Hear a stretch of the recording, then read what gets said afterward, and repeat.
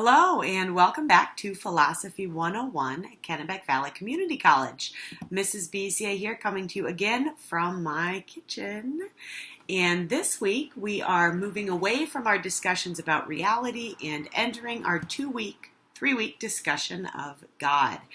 Now, before we dive into philosophical arguments for and against the existence of a supreme being and determining the nature of that being, I want to start off with a couple caveats. So my first point is that this class is not intended to change anyone's mind, all right? I am not trying to convince you one way or another.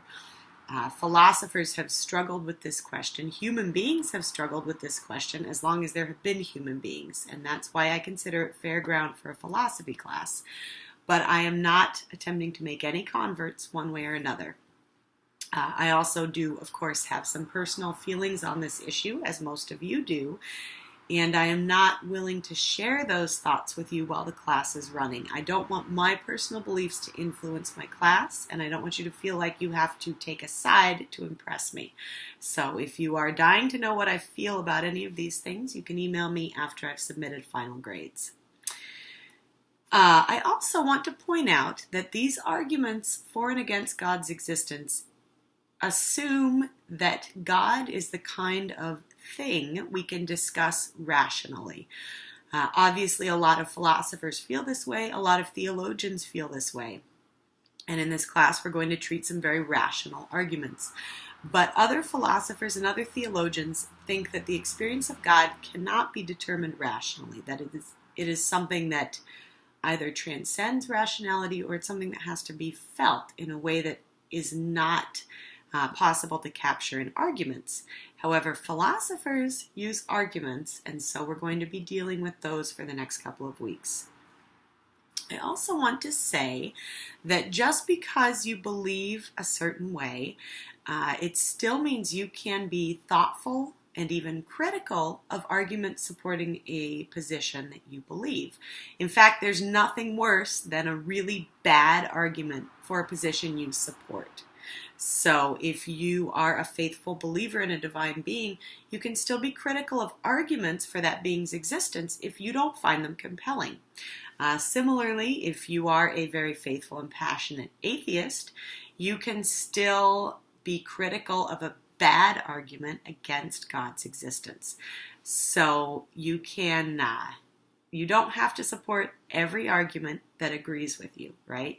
A good argument for a point you disagree with can still be admirable. A bad argument for something you support can still be bad. All right, moving on to a more practical matter. This week we have a reading from Paley. It's his famous Watchmaker argument. You've probably heard some variation of this in your life. Unfortunately, the only free copy of Paley's Watchmaker essay I was able to find is one of the originals. It's very, very, very old. And because of this, the S's in a lot of words are spelled with F's. So instead of suppose, it reads fupove. It's confusing.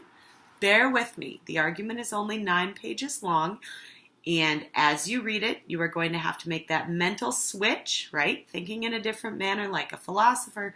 When you see an F, put in an S. It takes a little getting used to, but I believe in you, you're college students, and you'll be able to get rolling with the weird F's as S's. Also, again, just like last week, you have to scroll down to reach page 1. You do not have to read the preface unless you want to. So scroll down to page 1, and it begins with a line about fupove. Suppose you are crossing a heath. You are where you need to be. In addition to the reading by Haley, we also have another Crash Course Philosophy video, which is excellent. I think that guy's amazing. And we have a quiz, as usual. I encourage you to read the quiz questions first so you know what to watch for as you watch the video and read the reading. And finally, we have a discussion. So I look forward to hearing what each of you thinks about the Watchmaker argument. And as always, if you have any questions, please don't hesitate to ask. Take care.